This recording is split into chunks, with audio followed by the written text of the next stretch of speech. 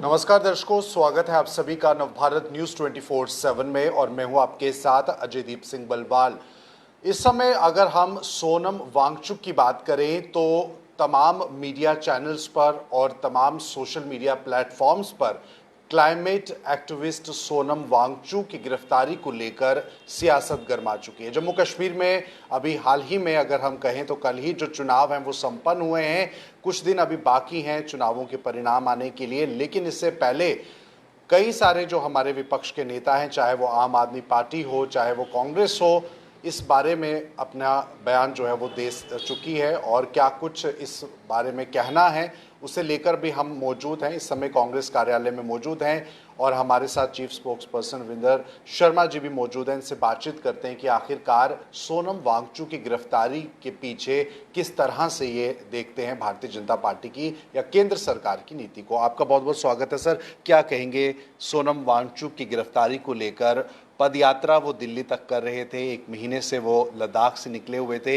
इस समय लद्दाख में लोग काफ़ी चिंतित हैं और प्रदर्शन भी कर रहे हैं। आज काफ़ी जगहों पर बंद का आह्वान भी है। खुद एक्स पर कांग्रेस के प्रमुख राहुल गांधी जी की बात करें तो पूरी तरह से खंडन भी किया है।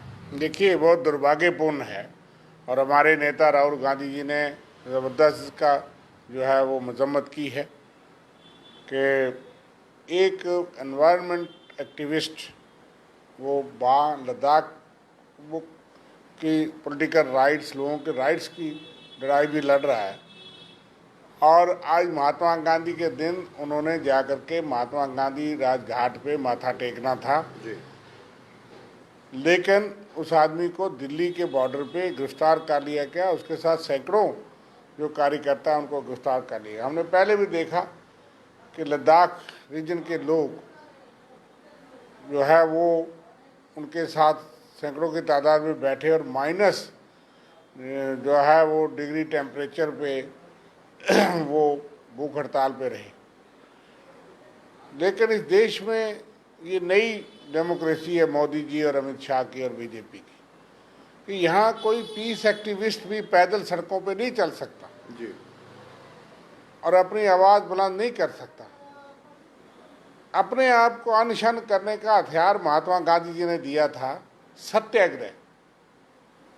आज बड़े अहम दिन आपने ये बात उठाई, अहिंसा और सत्याग्रह। वो एक ऐसा हथियार उन्होंने दिया कि भाई अंग्रेजों के साथ हम लड़ेंगे, भारतीय लड़े भी, लेकिन दुनिया में ये जाएगा कि ये बम फेंक रहे हैं, ये गोले फेंक रहे हैं, ये गोलियां चला रहे हैं, तो इनको गोली का जवाब गोली से, जैसे आज हम आतंकवाद या उनके खिलाफ कहते हैं। तो महात्मा गांधी ने एक निराला तरीका निकाला था कि अगर हम गोली चलाएंगे, लाठी चलाएंगे, पत्थर फेंकेंगे तो अंग्रेजों को बहाना मिल जाएगा और दुनिया कहेगी कि आप भी तो पत्थर फेंक रहे हो। अगर वो लाठी चला रही है पुलिस, अंग्रेजों की गोली चला रही है, तो भारतीय जो हिंसा करते हैं। तो उन्होंने देखा कि ये भूखा नंगा प्यासा देश ये अहिंसा से जीत सकता है और प्यार से जीत सकता है, सत्य जीत सकता है, अपने आप को कष्ट दे करके जीत सकता है। हमारे बहुत से लोग फांसी पे चढ़े, हमारे लोग से लोग उन्होंने पेशेंस खो दी। उन्होंने कहा कि महात्मा गांधी के रास्ते से हम जीत नहीं सकते। उस वक्त ये बड़ी बात चलती थी कि मॉडरेट ग्रुप और एक्सट्रीमिस्ट ग्रुप, और जो मॉडरेट थे गांधी, नेहरू, सरदार पटेल, ये लोग थे कि हिंसा नहीं करनी। एक एक्सट्रीमिस्ट ग्रुप बना जो कहते गर्म दल और नरम दल। वो कहते ये नरम दल है, ऐसे हम आज़ादी नहीं ले सकते। चलो, उन्होंने अपना रोल निभाया, लेकिन नरम दल इसलिए था कि अंग्रेजों ने हमको क्रश कर देना था। अगर गांधी जी और नेहरू जी और वो सत्याग्रह और अहिंसा के रास्ते पे और पैदल चल के साल्ट नमक बना लिया अंग्रेजों के खिलाफ, ये एक हथियार थे। बिल्कुल। आज जो सोनम वांगचुक जी कर रहे हैं वो गांधी जी के रास्ते पे चल के अपनी आवाज पहुंचा रहे हैं। नेल्सन मंडेला जी जो है, देखो, साउथ अफ्रीका जेलों में रहे। गांधी जी के हथियार दुनिया ने अपनाए और माना कि गांधी जी से बड़ा हथियार कोई नहीं। क्या लगता है आपको लद्दाख देश में जी जो गांधी का देश है, राष्ट्रपिता गांधी, तो जिस देश में उसके हथियारे की पूजा शुरू हो गई है, मंदिर बनना शुरू हो गए नाथूराम गोडसे के, उधर क्या उम्मीद करोगे? क्या लगता है आपको लद्दाख को 6th शेड्यूल में लाने के लिए, स्टेटहुड के लिए सोनम वांगचुक जो हैं वो कई सारे प्रदर्शन पहले भी कर चुके हैं, अनशन पर भी बैठ चुके हैं और अब ये भी बताया जा रहा है कि जेल में जिस तरह से उन्हें डिटेन किया उसके बाद वो उनके साथी भी दोबारा से अनशन पे बैठे हैं। ऐसे में दिल्ली की मुख्यमंत्री जो अभी हाल ही में बनी है, गई थी, उनको जाने नहीं दिया गया। उन्होंने कहा कि एक तानाशाही है, एक डिक्टेटरशिप है। क्या लगता है जहां पर बीजेपी सबके साथ की बात करती है और इस तरह से जब ये चीजें होती हैं तो साफ दिखता है अरुण जी, मैंने कह दिया कि मोदी जी शाह जी की डेमोक्रेसी है जी। तो जिसकी लड़ाई कांग्रेस पार्टी राहुल गांधी खड़गे साहब लड़ते हैं, लोगों को समझना चाहिए कि ठीक है लद्दाख एक तरफ से बिल्कुल चाइना के मुंह में है। 2000 वर्ग किलोमीटर चाइना कब्जा करके बैठा और लाल आंख छोड़ के हम सफ़ेद आंख भी दिखा नहीं पा रहे। 19 राउंड के कितने राउंड हमने बातचीत कर ली कि भाई आप थोड़ा पीछे हट जाओ, अपनी जगह पे पीछे चले जाओ, क्योंकि 65 जहाँ पॉइंट थे उस 65 से 26 पॉइंट पे तो आप पेट्रोलिंग नहीं कर पा रहे, वहाँ कब्जा कर लिया चाइना ने।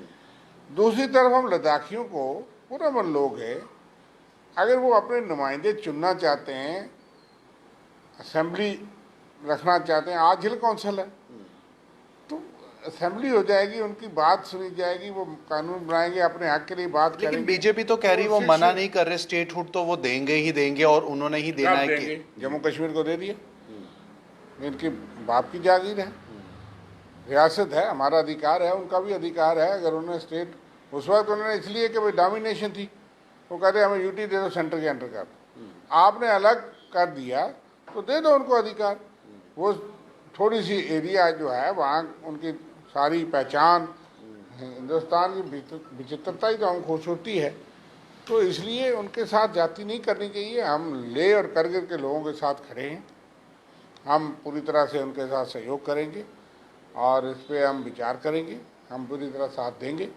और बीजेपी उनके साथ भी गलत कर रही है, जम्मू कश्मीर के साथ भी गलत कर रही है, हमको लताड़ रही है, गुलाम बना के रखा है। जीत हार की बात अलग है, सरकार बनेगी, चीफ मिनिस्टर को लेकर के हम जंग लड़ने के लिए दिल्ली तक जाएंगे। आखिरी में एक सवाल है आपसे, स्टेटहुड लेंगे जी, पार्लियामेंट के अंदर राहुल गांधी और कांग्रेस पार्टी लड़ाई लड़ेगी, सड़कों पे चीफ मिनिस्टर के नेतृत्व में जम्मू कश्मीर की लड़ाई लड़ेंगी, सड़कों पे लड़नी पड़ेगी। ये किसी की जागीर नहीं है कि आप स्टेटहुड जाओ चीज़ों को आप रोकोगे। 6 साल से आपने यहाँ असेंबली ने, आज चुनाव हुए सुप्रीम कोर्ट के आदेश के मुताबिक, पता नहीं लोग क्या फैसला करते हैं, हमें तो उम्मीद है, लेकिन आपने स्टेट नहीं वापस देते और आप अधिकार नहीं देना चाहते, तो करिए ना जम्मू को एम्पावर। हमने कब रोका है जी, लेकिन जम्मू को तो तबाह कर दिया। बीजेपी की अगर बात करें, ये आखिरी सवाल है क्योंकि रक्षा मंत्री का एक बयान आया है, राजनाथ सिंह जी ने ये कहा है कि कांग्रेस जो है वो कहीं ना कहीं गलत प्रचार कर रही है। अग्निवीर को लेकर स्टेटमेंट दिया है, उन्होंने कहा है कि जिस तरह से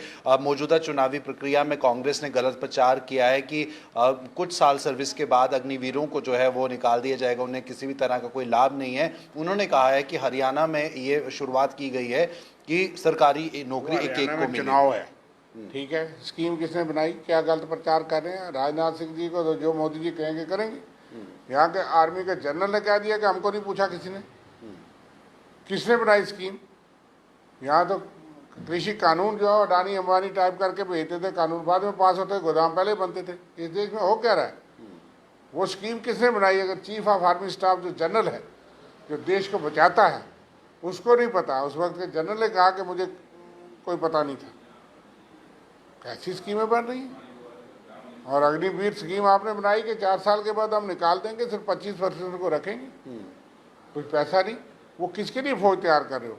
अडानी अंबानी के बड़े बड़े ठेकेदारों के लिए कि वो प्राइवेट सिक्योरिटी गार्ड बन जाए, ट्रेनिंग फौज दे, खर्चा सरकार करे, उनको ट्रेन करके फिर वो अनएम्प्लॉयड जो यूथ है वो उनके पास सिक्योरिटी गार्ड बने, क्योंकि उनको पैसा देना पड़ता है। पता नहीं क्या मकसद, देश की सुरक्षा के लिए तो ऐसा नहीं। 1-1 करोड़ रुपए देने की बात भी बीजेपी कर रही है। तो बड़ा कुछ देने की बात करेंगे, लेकिन उनको रेगुलर भर्ती क्यों नहीं कर लेते? जैसे पहले चलता था उसमें क्या परेशानी थी भाई? आप पेंशन 1 रैंक 1 पेंशन की बातें करते हो, वो पूरी तरह तो दी नहीं, लेकिन 1 रैंक 1 पेंशन की जरूरत ही ना पड़े, आगे जो फौज आए वो खत्म ही हो जाए, तो आहिस्ता आहिस्ता फौज खत्म हो जाएगी और यह वो पेंशन कौन लेगा? वो अग्निवीर होंगे। इसलिए हम समझते हैं कि आपके मन से फौजी भी समझते हैं आप पहले एकदम को फौज को लगा, उनको आसमान पे चढ़ाया, कई बातें की फौजियों को खुश करने की, ठीक है, उससे उन्होंने को आसमान में चढ़ाया। और वो थोड़ी देर के लिए आज समझ रहे हैं फौज वाले लोग भी, आहिस्ता आहिस्ता समझेंगे ये देश की लड़ाई है, एक पार्टी की लड़ाई, कांग्रेस पार्टी की लड़ाई नहीं है। जैसे पैदल चलते सड़कों पे सिंघू बॉर्डर को दूसरा देश है, राजधानी में क्यों नहीं जा सकते? महात्मा गांधी की प्रतिमा पे जाके वो क्यों नहीं रो सकते? आपको भी कभी कष्ट होता है तो आप अपने माँ बाप को याद करके रोते हो। आप महात्मा गांधी राष्ट्रपिता जिसने देश को आज़ाद कराया भूखे नंगे पैसे, उसकी समाधि पे जा करके 2 अक्टूबर को वो देश और दुनिया को बताना चाहते कि हमारी कुछ मांगे हैं। तो इसमें क्यों, क्या गुनाह किया? कोई शांति भंग हो रही थी? मैं तो कहूँगा माननीय सुप्रीम कोर्ट इस देश को बचाइए, आपने आगे भी बचाया कि इस तरह से न्यत्थे पीसफुल अहिंसा के पुजारी सड़कों पे चलते हैं, उनको जेलों में डाल रहे हैं। सुप्रीम कोर्ट ही बचा सकता है। अगर मैं समझता हूँ कि अंग्रेजों को, ये अंग्रेजों से भी बुरे हो गए, अंग्रेज भी अगर इतने जालिम होते तो शायद महात्मा गांधी का हथियार ही फेल हो। आखिर में आपका क्या मैसेज रहेगा ले कारगिल के युवाओं को, लोगों को, क्योंकि आज हड़ताल पर हैं, कल भी बंद था, आज हम भी? उनको मैसेज यही देंगे, पुरअमन तरीके से महात्मा गांधी के रास्ते पे सोनम वांचक के पीछे संघर्ष करिए, खड़े हो जाइए, जाम कर दीजिए ले कारगिल पूरा। कितनी देर तक तानाशाही करेंगे? सारा जम्मू कश्मीर आपके साथ है, हम भी खड़े होंगे, उनके साथ खड़े होंगे, उनके साथ जुल्म नहीं होने देंगे। आपने ले से पार्लियामेंट की सीटें भी जीती, आपने वायदे किए, आज हार गए क्योंकि आप धोखेबाज हैं, झूठे हैं और आपने झूठ फैलाया। आपने जम्मू को भी ख़त्म किया, जम्मू के लोगों को बाद में समझ आएगा। हमको कोई नफरत नहीं है, चलिए, हम जमहूरी तरीके जमहूरी देश में रहते हैं जहाँ हमारे पूर्वजों ने कुर्बानियाँ दी देश को बचाने के लिए। मेरे अंकल भी पहले वीर चक्रा शहीद हुए, हमें उन चीज़ का फ़ख्र है। हमारे माँ बाप कत्ल हो गए, हमारे परिवार से लोग 47 में, लेकिन हम खड़े हैं। लेकिन ये हो रहा है इस देश के लिए, आज़ादी के लिए, कि आप पैदल चलते जो है लोगों को, सरकारें वो होती हैं विदेश में, अगर कोई उनको कष्ट होता है, मगर कोई उनकी मांग होती है तो वो 1 घंटे 2 घंटे ज़्यादा काम करते हैं, अपने आप को कष्ट देते हैं। सरकार को दर्द होता है, बच्चा भूखा है, रूठा हुआ है, तो माँ बाप को कष्ट होता है कि बच्चे ने आज खाना नहीं खाया, हमारे से रूठा हुआ है। सरकार का ये काम होता है, प्रजा जो है वो सरकार के बच्चे होते हैं। बिल्कुल, और उनको कष्ट होना चाहिए मोदी जी और अमित शाह जी को कि लोग भूखे प्यासे अनशन पे हैं, उनसे बात करती है। ये कैसी सरकारें हैं? बिल्कुल। तो कहीं ना कहीं समर्थन जो है वो कांग्रेस की तरफ से सोनम वांगचुक के समर्थकों को और लेह कारगिल के लोगों को है। आपकी क्या राय इस इंटरव्यू को लेकर? जरूर कमेंट बॉक्स में लिखिए। मुझे दीजिए इजाजत, नमस्कार, धन्यवाद।